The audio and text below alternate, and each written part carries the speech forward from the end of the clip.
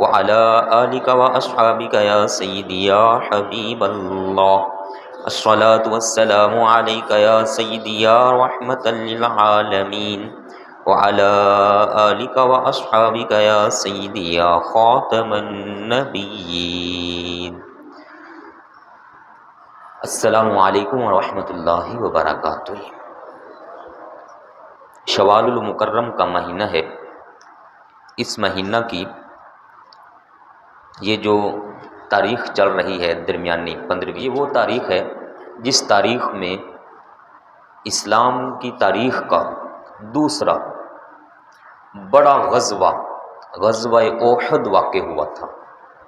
احد مقام میدان ہے پہاڑوں کے درمیان، اور باقاعدہ پہاڑ کا اپنا نام بھی ہے احد. جو بھائی وہاں پر گئے ہیں مدینہ پاک وہ اچھے طریقے سے جانتے ہیں. احد کے میدان میں یہ غزوہ واقع ہوا، اور احد پہاڑ سامنے بالکل آپ بھائیوں نے دیکھا ہوگا جو گئے ہیں. بخاری شریف کی یہ روایت ہے، ہمارے آقا پاک صلی اللہ علیہ وآلہ وسلم فرماتے ہیں کہ احد پہاڑ ہم سے محبت کرتا ہے اور ہم احد پہاڑ سے محبت کرتے ہیں. پہاڑ ہے، پتھر ہے، اس کا مطلب ہے کہ پتھروں کو بھی پتہ ہے نبی پاک کی ذات گرامی کی کیا شان قدر ہے. اچھا، یہ بھی اکثر علماء نقطہ یہاں پر بیان کرتے ہیں کہ پتھروں کو تو پتہ ہو آقا پاک صلی اللہ علیہ وآلہ وسلم کا، اور پتھر جانتے پہچانتے بھی ہوں کہ آپ اللہ پاک کے رسول بھی ہیں اور آخری نبی بھی ہیں، اور انسان کہے کہ معاذ اللہ آپ آخری نبی نہیں ہے، یا انسان کہے کہ آپ رسول نہیں ہیں، یا انسان کہے آپ نبی نہیں ہیں، تو پھر ایک درجہ، دو چار پانچ درجے نہیں، ہزار دو چار پانچ ہزار نہیں، لاکھ نہیں، اربوں خربوں درجے اس انسان سے وہ پتھر اعلیٰ ہیں جو نبی پاک کی رسالت کی گواہی دیتے ہیں. مقابلہ ہی نہیں ہے اس ایسے انسان کے ساتھ، اربوں خربوں مقابلہ ہی نہیں ہے. وہ پتھر کیا شان والے ہیں. آپ صلی اللہ علیہ وآلہ وسلم احد پہاڑ پر جلوہ گر ہوئے، آپ تشریف لے کر گئے. آپ کے ساتھ تھے حضرت سیدنا ابو بکر صدیق، حضرت سیدنا عمر فاروق، حضرت سیدنا عثمان غنی رضی اللہ تعالیٰ عنہم اجمعین. جب آپ صلی اللہ علیہ وآلہ وسلم احد پہاڑ پر چڑھے تو احد پہاڑ کو وجد آ گیا. وجد کا مطلب ہے کہ جھوم جانا. جب کوئی نعت شریف پڑھی جا رہی ہو نا، ذکر ہو رہا ہو، کوئی شعر چنگا لگ جائے، واہ واہ اچھا جی، تو بندہ جھوم جاتا ہے. واہ کیا بات ہے، ہاں جی، لہر میں آ گیا. احد پہاڑ بھی جھوما. اس لمحے احد پہاڑ نے بھی یہ سوچا ہوگا، یہ میں کہہ رہا ہوں، یہ حدیث پاک نہیں ہے کہ یہ نہ کہنا کہ اپنے پاس دے، یہ میں کہہ رہا ہوں کہ سوچا ہوگا کہ اس لمحے میں مجھ سے زیادہ شان والا کوئی حصہ نہیں ہے زمین کا. کیوں کہ کائنات کے نبی امام الانبیاء صلی اللہ علیہ وآلہ وسلم میرے اوپر تشریف لے آئے ہیں، اور سارے نبیوں کے بعد سب سے بڑی شان والی شخصیت صدیق اکبر رضی اللہ تعالیٰ عنہ میرے اوپر تشریف لے آئے ہوئے ہیں، اور سارے انبیاء کے بعد صدیق اکبر کے بعد بڑی شان والی شخصیت فاروق اعظم میرے اوپر موجود ہیں، حضرت سیدنا عثمان غنی میرے اوپر موجود ہیں. وہ جھوم گیا. پیارے کریم آقا علیہ الصلوۃ والسلام نے احد پہاڑ سے فرمایا ٹھہر جا، رک جا رک جا، تم دیکھ نہیں رہے ہو کہ تمہارے اوپر اللہ پاک کے نبی موجود ہیں؟ تم دیکھ نہیں رہے ہو کہ تمہارے اوپر صدیق موجود ہیں؟ اور تم دیکھ نہیں رہے ہو، تمہیں معلوم نہیں ہے کہ تمہارے اوپر 2 شہید موجود ہیں؟ کون ہے شہید؟ 2 شہید وہ سامنے کھڑے ہیں پاس. حضور پاک کیا فرما رہے ہیں؟ شہید ساتھ کھڑے ہوئے ہیں. حضور اکرم صلی اللہ علیہ وسلم کیا فرما رہے ہیں؟ میرا خیال ہے پوائنٹ نہیں سمجھ آیا. اور زندہ کھڑے ہیں سامنے. حضور پاک علیہ السلام کیا فرما رہے ہیں؟ شہید. اس کا مطلب ہے کہ آپ صلی اللہ علیہ وآلہ وسلم نگاہ نبوت سے، رب کی عطا سے دیکھ رہے ہیں کہ میرے ان دونوں صحابہ کا آخری وقت کیسا ہوگا. آپ جانتے ہیں کہ ان کے اوپر کیا مقام وقت جو آئے گا شہادت والا، موت والا، وہ کس طرح کا ان کے اوپر واقع ہوگا. 2 شہید موجود ہیں. بخاری شریف، مسلم شریف، سیاستہ کی روایات، دیگر کئی کتابوں کے اندر. احد پہاڑ وہیں پر ٹھہر گیا، رک گیا. آپ نے فرمایا یہ احد پہاڑ ہم سے پیار کرتا ہے، ہم بھی اس سے پیار کرتے ہیں. تو وہ پتھر ہیں، اور اس کے بالکل پاس یہ غزوہ احد واقع ہوا تھا۔ کیا اس وقت کی یہ عجیب داستان اللہ پاک نے، یہ 2 رکوع ہیں مسلسل سورہ آل عمران، بلکہ 2 کی بجائے آپ یہ پچھلے 2 رکوع بھی ساتھ میں لائیں تو یہ پورا ایک پاؤ سورہ آل عمران 4 پارہ جو دوسرا پاؤ شروع ہوتا ہے، یہ دوسرا پاؤ سارے کا سارا اور آگے تیسرے پاؤ کا بھی آدھا حصہ یہ اللہ پاک نے غزوہ احد کے معاملات واقعات کے متعلق نازل فرمایا ہوا ہے۔ میں نے ایک آیت اس میں سے آپ کے سامنے پڑھی ہے جس کا نمبر ہے کہ اس کا نمبر ہے 172 جو میں نے آپ کے سامنے پڑھی۔ غزوہ احد ہوا، میں تھوڑی سی اس کی آپ کو تاریخ بتا دیتا ہوں۔ جب یہ احد ہوا تھا نا جی، تو یہ اصل میں ہوا تھا بدر کے بعد۔ غزوہ بدر پہلے ہوا، بدر کے بعد احد واقع ہوا، اور بدر کا بدلہ لینے کے لیے، غصے کے اندر بدلہ لینے کے لیے اصل میں کافر آئے ہوئے تھے ساری پوری تیاری کے ساتھ۔ تو آپ صلی اللہ علیہ وآلہ وسلم نے فرمایا کہ ہم ان سے لڑیں گے، اللہ پاک کے فضل و کرم سے لڑیں گے۔ ابتدائی جب جنگ شروع ہوئی، واقعات لمبے ہیں، مختصر میں کر رہا ہوں، جب جنگ شروع ہو گئی تو آپ صلی اللہ علیہ وآلہ وسلم نے پہاڑی کے درمیان ایک چھوٹا سا راستہ تھا، وہ جو بیچ میں راستہ آتا ہے نا، اس راستے کے ایک کونے پر آپ نے چند صحابہ کرام کا دستہ کھڑا کیا تھا کہ اس راستے پر تم لوگوں نے رہنا ہے، یہاں سے ہلنا نہیں، جو بھی ادھر سے حملہ کرے اسے روکنا ہے۔ ادھر میدان میں کیا ہو رہا ہے وہ ہم جانے، ہمارے ساتھ والے فوجی جانے، لشکر جانے، آپ لوگوں نے بس یہیں رہنا ہے۔ جب جنگ لگ گئی، ابتدائی حالات جو ہی جنگ شروع ہوئی تو میدان کے اندر جو کفار تھے وہ سارے کے سارے کافر بھاگ گئے، دوڑے، کئی ان میں سے مارے گئے، کئی دوڑ گئے۔ جب دوڑے اور میدان سارے کا سارا خالی ہو گیا کافروں سے، وہ نکل گئے، تو اس وقت جو پیچھے وہ مال اسباب چھوڑ کر گئے تھے وہ سارے کا سارا مال و اسباب آپ صلی اللہ علیہ وآلہ وسلم پیچھے میدان میں موجود ہیں، صحابہ کرام نے وہ سارے مال جمع کرنے شروع کر دیے، اس کو مال غنیمت کہا جاتا ہے۔ جب مال غنیمت جمع ہو رہا تھا تو اس وقت وہ جن کو آپ صلی اللہ علیہ وسلم نے وہاں کھڑا کیا تھا وہ یہ سمجھے کہ جنگ ختم ہو گئی، کافر تو بھاگ گئے، وہ بھی نیچے اتر آئے۔ جب نیچے اترے اور ادھر پہنچے جہاں مال سارے اکٹھے ہو رہے تھے تو اچانک اسی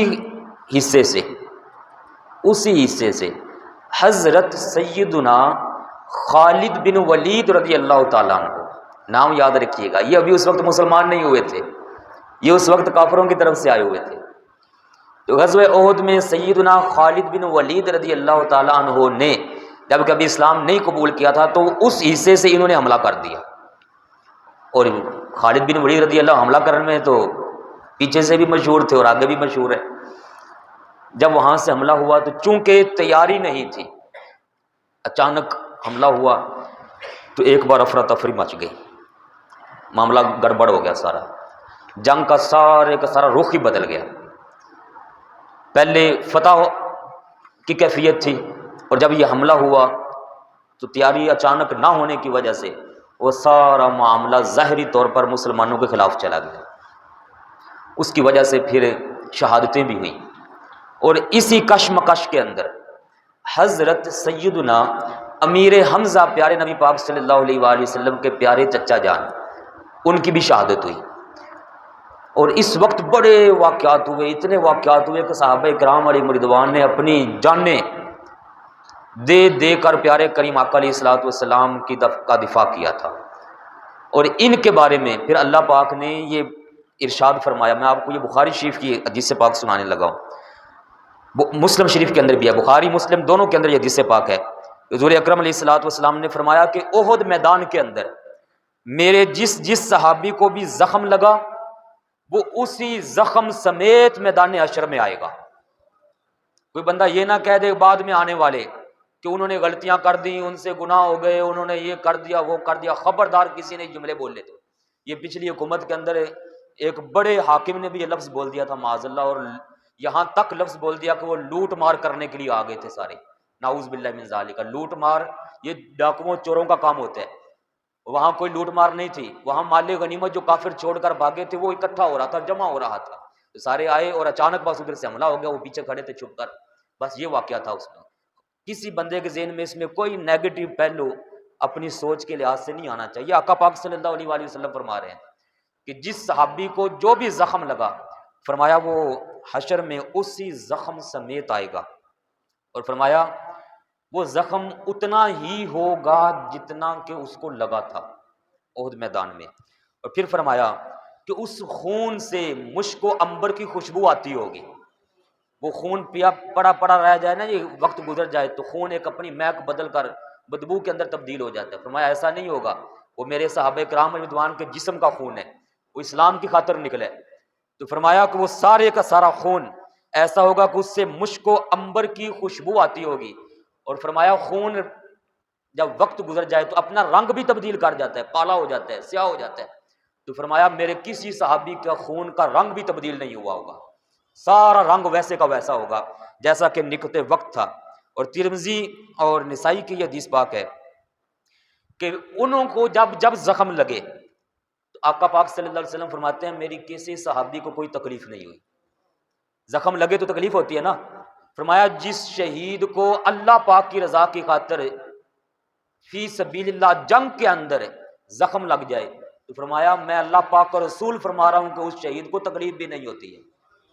یہاں لوگوں کی جانیں نکل رہی ہوں تو آنکھیں اٹکی رہ جاتی ہیں، روح اندر رہ جاتی ہے، اور فرشتے مار مار کے کٹ دے ان لوگوں کی روحیں جو ان صحابہ کرام پر تبرہ کرتے ہیں اور غلط زبانیں دراز کرتے ہیں، کٹ کٹ کے فرشتے کرتے چل نکل باہر، اندروں نکل دی نہیں روح۔ یہ سارا واقعہ لکھا ہوا ہے، آگے سورہ واقعہ چل کے پڑھے۔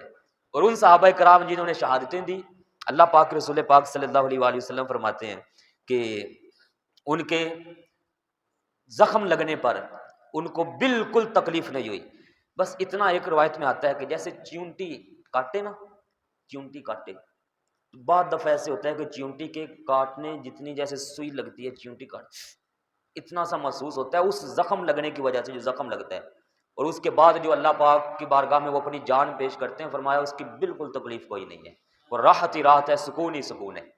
اور پھر آگے آپ صلی اللہ علیہ وآلہ وسلم نے فرمایا کہ شہید کا جسم جب زخمی ہوتا ہے تو جسم پاک سے خون جب نکلتا ہے، زمین پر گرنے سے پہلے پہلے اللہ پاک اس کے گزشتہ سارے گناہ معاف فرما دیتا ہے، سارے گناہ معاف فرما دیتا ہے، سوائے قرض کے، سوائے قرض کے۔ اگر کسی کا قرض ہو لینا دینے کا معاملہ، فرمایا وہ باقی رہتا ہے، وہ پھر بعد میں لین دین کے معاملات کو کلیئر کر دیا جائے تو باقی سارے کے سارے گناہ شہید کے معاف فرما دیے جاتے ہیں۔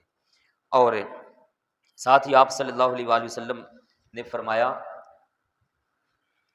بلکہ وہ حدیث پاک میں آپ کو بعد میں سناتا ہوں، پہلے یہ آیت سن لیجئے۔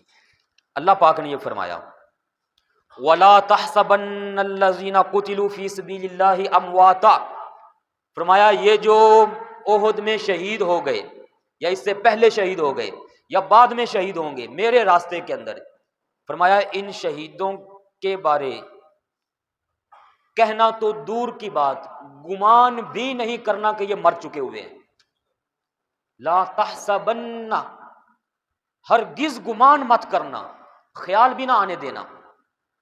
یہ ذرا جملے پر غور کیجئے گا، ایک ہے منہ سے کہہ دینا کہ مر گئے، نعوذ باللہ من ذالک، ختم ہو گئے۔ اللہ پاک فرما رہا ہے لا تحسبن، گمان بھی مت کرنا کہ وہ ختم ہو گئے۔ اور یہ جو دوسرا پارہ ہے، بڑی مشہور آیت، میں یہ چند دنوں سے اکثر یہ تلاوت بھی کرتا ہوں کبھی کبھی نماز کے اندر۔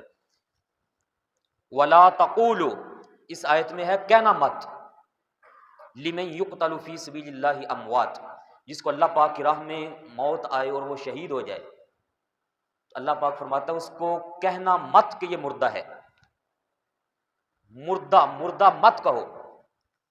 یہاں ہمارے ہاں یہ چیز پائی جاتی ہے میرے پیارے بھائیوں، کیا وہ جب میت کو لاتے ہیں نا، میت کا جسم باڈی، ہمارے ہاں عام ڈیتھ ہوئی ہے، کہتے ہیں مردے کو لے کر آؤ، مردے کو لے کر آؤ۔ عام تھوڑی سی بھی سوچ رکھنے والا بندہ اس جملے کو پسند نہیں کرتا، یہ مردہ کیوں بول رہے، فوت نہیں ہوا یار، فوت ہو گیا تو یار میت بول لو، میرے ابا جان ہے، یہ کہہ لو کہ اپنے ابا جان کا جسم میرے قریب لے کر آؤ۔ میرے ساتھ واقعات ہوئے ہیں، میرے سامنے ایسی بات ہوئی ہے، ایک بندے نے کہا مردہ کا جسم لے آؤ، 4 پائی مردے دے کر، اس نے ایسے کر کے کون نہیں مارے، کی کہہ رہی ہے؟ وہ ڈر گیا بندہ، کیا بات، کیا ہوا ہے؟ کہتے مردہ نہیں کہنا، یہ کیا ہے؟ یہ کہو میرے ابا جان ہیں، جسم ان کا 4 پائی آگے کرو۔ یہ عام بندے کے بارے میں ہم یہ چاہتے ہیں، جو شہید ہو جائے اللہ پاک کی راہ میں، اس کا مقام اللہ پاک فرما رہا ہے کہنا بھی نہیں۔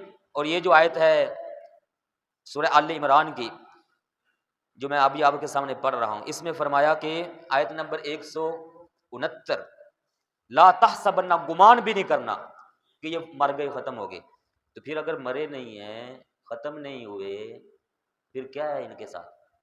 فرمایا سنو، اللہ پاک فرما رہا ہے جو زمین کے اندر بھی جانتا ہے کہ کیا ہے، ہم تو نہیں نا جانتے کہ اندر کیا ہو رہا ہے، اللہ پاک تو جانتا ہے نا جی، جو اندر بھی جانتا ہے، جو اندر ہو رہا ہے جسم کے ساتھ، روح کے ساتھ، وہ بھی سب جانتا ہے۔ وہ فرما رہا ہے بل احیاء، بلکہ وہ زندہ ہیں، عند ربہم یرزقون، اپنے رب کے پاس سے ان کو روزی بھی عطا فرمائی جاتی ہے، ان کو روزی عطا فرمائی جا رہی ہے۔ خبردار کسی نے ان کو مردہ گمان کیا تو، یہ بھی میں کل پرسوں ایک بندے کا کلپ سن رہا تھا، مولا علی شیر خدا جیسی شخصیت کے بارے، وہ بندہ لفظ بول رہا ہے کہ مر کر مٹی میں مل گئے۔ فتنہ پرور لوگ ایسے نکلے ہیں آج کے دور میں، مولا علی جیسی شخصیت۔ میں نے جب اس کا سنا تو مجھے ایک صاحب نے کہا کہ یہ ایسے فتنے والے لوگوں کا یہ کام ہی یہ ہے کہ یہ تو حضرت علی کے بارے یہ لفظ بول رہے ہیں نا، مر کے مٹی میں ملے گا، حالانکہ وہ شہید ہے، اور یہ شہید آپ کے سامنے میں آیات پڑھ رہا ہوں۔ فرمایا ان لوگوں سے کوئی بعید نہیں ہے، یہ جو بے ادب اور گستاخ قسم کے لوگ ہوتے ہیں، یہ تو پیارے آقا پاک نبی محترم صلی اللہ علیہ وآلہ وسلم کے بارے اس طرح کے جملے کہہ دیتے ہیں، نعوذ باللہ من ذالک، مر کر مٹی میں مل گئے ہوئے، استغفر اللہ، سارے بھائی پڑھیے، نعوذ باللہ من ذالک۔ اور شہیدوں سے کہاں بڑا مقام و مرتبہ اللہ پاک نے نبیوں کو عطا فرمایا ہوا ہے۔ یہ تو امتی شہید کی بات ہو رہی ہے، قیامت تک آنے والے شہید کی یہ بات ہو رہی ہے، اس کو گمان مت کرو کہ یہ مردہ ہے۔ اور اللہ پاک کے پیارے انبیاء علیہ الصلوۃ والسلام، وہ تو سارے کے سارے شانوں والے، وہ بڑا مقام رکھنے والے، ان کے بارے یہ گمان کرنا کہ مر کر نعوذ باللہ مٹی میں مل گئے۔ وفات کا، موت کا حکم ضرور طاری ہوتا ہے، ظاہر ہے کل نفس ذائقۃ الموت، موت آنی ہے، برحق ہے۔ پیارے سے پیارے کائنات کی ہمارے پیارے محبوب نبی پاک صلی اللہ علیہ وسلم، آپ پر بھی یہ وعدہ کل نفس ذائقۃ الموت والا طاری ضرور ہوا، آپ اس دنیا سے پردہ فرما گئے، لیکن اس کے بعد کا معاملہ کیا ہے؟ آپ صلی اللہ علیہ وآلہ وسلم نے خود فرمایا اللہ پاک نے زمین پر حرام فرما دیا ہے کہ انبیاء، سارے انبیاء علیہ الصلوۃ والسلام میں سے کسی ایک نبی علیہ الصلوۃ والسلام کے جسم کو بھی وہ نقصان ہے نہیں پہنچا سکتی، حرام فرما دیا اللہ پاک نے زمین پر۔ فرمایا بلکہ اللہ پاک کے نبی بھی زندہ ہوتے ہیں اور ان کو روزی عطا فرمائی جاتی ہے، محفوظ جسم اللہ پاک کے انبیاء علیہ السلام کے۔ اور آپ یہ تاریخ پڑھ کر دیکھیے، یہ شہدائے کرام، غزوہ احد والے، ابھی میں اندر حوالے بیٹھ کے لکھ رہا تھا، میری ڈائری میں حوالے لکھے پڑے، آپ جاتے ہوئے مجھ سے حوالے لے لیجیے گا۔ حضرت سیدنا امیر حمزہ رضی اللہ تعالیٰ عنہ اور غزوہ احد والا یہ جو واقعہ پیش آ گیا، اس کے 46 سالوں بعد اسی ایریے میں ایک نہر کھودی جا رہی تھی۔ جب نہر کھودی جا رہی تھی تو اس دوران کسی کا زمین کھودتے کھودتے بیلچا وہ لگ گیا ایک شہید کی ایڑی پر، پاؤں پر، تو ایسے جیسے تازہ تازہ چھری لگے اور اندر سے خون نکلتا ہے نا، اس شہید کے جسم پر جیسے ہی بیلچا لگا تو اندر سے بالکل تازہ خون کی دھار باہر آ گئی، بالکل زندہ بندے کے جسم سے خون نکلتا ہے۔ انہوں نے فوری طور پر وہاں پر خون روکنے کا اہتمام کیا اور معلوم کیا کہ یہ قبر مبارک کس کی ہے، تو جب دیکھا گیا تو وہ قبر حضرت سیدنا امیر حمزہ رضی اللہ تعالیٰ عنہ کی تھی، آقا پاک صلی اللہ علیہ وآلہ وسلم کے چچا جان، غزوہ احد میں شہید ہوئے، غزوہ احد میں شہید ہوئے۔ یہ سارے واقعات بڑے پڑے ہیں، یہ تو اس دور کا واقعہ ہے۔ آج کی تاریخ میں آئے دن یہ ائمہ کرام، حفاظ کرام، بعد مشائخ اعظام، یہ آج کے دور میں کوئی آپ ویڈیو دیکھتے ہوں گے، تصویریں دیکھتے ہوں گے، 70 سال بعد قبریں کھل رہی ہیں، گری ہے قبر موسمی حالات کی وجہ سے۔ اندر جناب مسجد کے امام صاحب تھے، ظاہری طور پر شہید نہیں ہوئے، ظاہری طور پر ان کو وہی وفات آئی ہے جو عام آتی ہے، لیکن وہ قبر کے اندر بالکل تر و تازہ، داڑھی جتنی تھی اتنی، بالکل ایسے لگتا تھا جیسے بندہ آرام فرما رہا ہے۔ لباس سارے کا سارا چٹا سفید، سفید ان کا لباس، کفن۔ جس نے کہا نا کہ زمین میلی نہیں ہوتی، زمن میلا نہیں ہوتا، محمد کے غلاموں کا کفن میلا نہیں ہوتا، بالکل 1000% سچ کہا اس نے، 100% نہیں، 1000%۔ یہ اللہ پاک کی عطا ہے، وہ جسموں کو سلامت رکھنا چاہے تو رکھ سکتے ہیں۔ اللہ پاک کی قدرت پر ہمیں ایمان ہونا چاہیے، یقین ہونا چاہیے، اس کی طاقت پر یقین ہونا چاہیے۔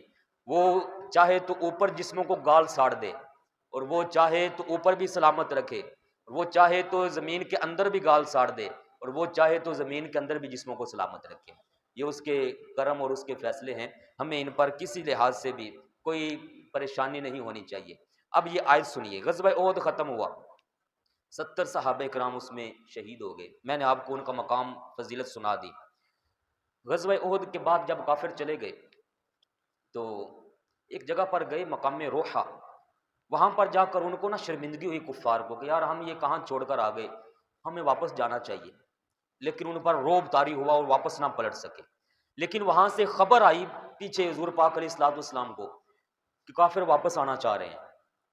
تو احد کا بالکل اگلا دن تھا، آپ صلی اللہ علیہ وآلہ وسلم نے صحابہ کرام کو فرمایا کہ جو تم میں سے زخمی ہیں، جو زخمی ہیں، کل جو زخمی ہوئے ہیں احد کے میدان میں، وہ سارے کے سارے میرے ساتھ نکلو، آپ کافروں کا مقابلہ کریں گے چل کر۔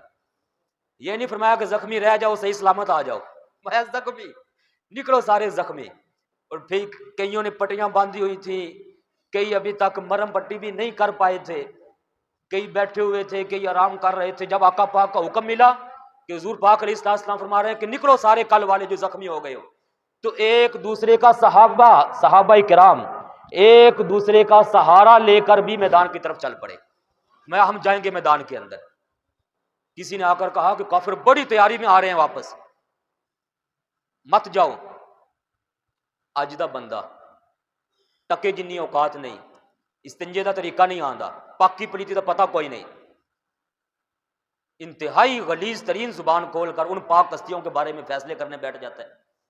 اتنی شرم و حیا نہیں کہ یار اللہ پاک نے ان عظیم ہستیوں کی شانیں اپنے پاک کلام کے اندر نازل فرما دی ہوئی، اور ہمارا کیا حال ہے، اور ان کے بارے آج کے دور میں ہم فیصلے کر رہے ہیں وہ غلط تھا، وہ صحیح تھا، فلاں کا یہ ہو گیا، فلاں کا یہ ہو گیا، فلاں یہ ہو گیا، فلاں یہ ہو گیا۔ اللہ تعالیٰ ہمیں اس ایسے فتنوں سے محفوظ فرمائے۔ تو جب آپ نے اعلان فرمایا نا کہ نکلو، ایک دوسرے کا سہارا لے کر نکلے، اللہ پاک بھی دیکھ رہا تھا کہ کیا ان کے انداز ہیں، اپنی جانوں کی پرواہ نہیں، اپنے بچوں کی پرواہ نہیں، زخم نہیں، اسی تو 100 بہانے بنانے ہیں نماز چان واسطے، نماز میں آنے کے لیے 1000 بہانے ساڈے کول، تکلیف ہو رہی ہے، گرمی بڑی ہے، اے سی نہیں چل رہی ہے، لائٹ نہیں ہے، بس جی اتھے رہ گئے، 5-7 منٹ کے لیے نماز کے لیے نہیں آ سکتے، بہانے بنا بنا کر اپنی سسٹم کو خراب کر رہے ہیں۔ اور ادھر دیکھیے ان کے انداز، اللہ پاک نے اہمیت نہیں نازل فرمائی تھی۔ جب وہ جا رہے تھے اللہ پاک یہ سارا منظر ملاحظہ فرما رہا تھا، آپ صلی اللہ علیہ وآلہ وسلم بھی ان کے ساتھ ساتھ ہیں۔ جب نکلے نا تو کسی نے آ کر کہا کہ وہ بڑی تیاری میں آ رہے ہیں کافر، نہ جاؤ آپ۔ ان کو جب خبر ملی تو اللہ پاک نے فرمایا الذین، یہ دیکھو سارے کے سارے میرے محبوب کے صحابہ، استجابوا للہ والرسول، میرے رسول پاک کی آواز پر فوری لبیک کہنے والے، من بعد ما اصابہم القرح، حالانکہ ساروں کو زخم لگے ہوئے ہیں، بالکل واضح آیت، حالانکہ زخم ان کو پہنچ چکا ہوا ہے، اس کے باوجود انہوں نے لبیک کہا۔ فرمایا یہ ہیں اصل میں احسنو، یہ ہیں اصل میں اپنے اوپر بھی اور ہمارے اسلام پر احسان کرنے والے، اسلام نے ان پر احسان کیا اور یہ اسلام کی خدمت کر رہے ہیں۔ فرمایا ان کے لیے میں نے تیار کر دیا اجر عظیم، ایسا اجر تیار کر دیا جو عظیم ہے، اس کی مقدار ہی کوئی بندہ نہیں بام سکتا کتنے۔ جب کسی نے کہا نا کہ بڑی فوج آ رہی کافروں کی، مت جاؤ، تمہاری دیکھو حالت کیسی ہے، وہ پتہ کیا کہیں، الذین، یہ سارے وہ ہیں، قال لهم الناس، جب لوگوں نے ان کو کہا ان الناسا قد جمعوا لکم، لوگ بڑا لشکر، کافر بڑا لشکر لے کر آ رہے ہیں، فخشوہم، ڈرو ان سے۔ جب لوگوں نے کہا کہ ان کافروں سے ڈر جاؤ، بڑا بڑا لشکر آ رہا ہے، فزادہم ایمانا، ان کے اس ڈراوے والی باتیں کرنے پر ان کا ایمان مزید پکا ہو گیا، اور کہنے لگے ہمیں کافروں کا کوئی خوف نہیں ہے، حسبنا اللہ و نعم الوکیل۔ یہ آیت ان صحابہ کرام نے بولی تھی، ان کافروں سے جب ڈرایا جا رہا تھا تو ان صحابہ کرام نے یہ کہا تھا حسبنا اللہ و نعم الوکیل۔ اللہ پاک نے سیم وہی جملہ قرآن پاک کا حصہ بنا دیا، سیم وہی جملہ۔ یہ آپ آیت پڑھیے گا سورہ آل عمران کی آیت نمبر 173۔ میں اکثر یہ دعا بھی مانگتا ہوں، حسبنا اللہ و نعم الوکیل، ہمارے لیے بھی اللہ پاک کافی ہے، اور وہی سب سے بہترین وکیل بھی ہے، وہی سب سے بہترین کارساز ہے۔